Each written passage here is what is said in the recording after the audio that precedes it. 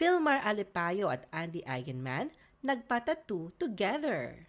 Nag-ugat sa tattoo at nauwi rin sa tattoo ang issue sa pagitan ng magkasintahang Andy Eigenman at Filmar Alipayo. Noong February 21, 2025, ibinahagi ng Island Tattoo Piercing Studio ang isang 29-second Instagram reel kung saan makikita sina Andy at Filmar kasama ang kanilang mga anak na sina Lilo at Kowa habang nagpapagawa ng tattoo. Hindi pinakita ang disenyo ng kanilang mga tattoo, ngunit bago ito, noong February 7, 2025, sumabog sa social media ang issue matapos mapansin ng netizens na hindi na nakafollow ang dalawa sa isa't isa sa Instagram.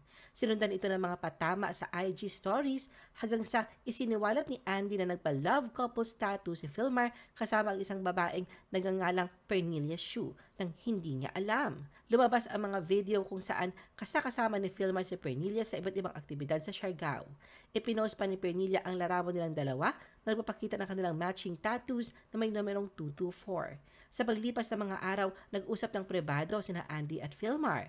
Sa kabila ng gusot, nagawa nilang ayusin ang kanilang relasyon at napigilan ang muntik na nilang paghihiwalay.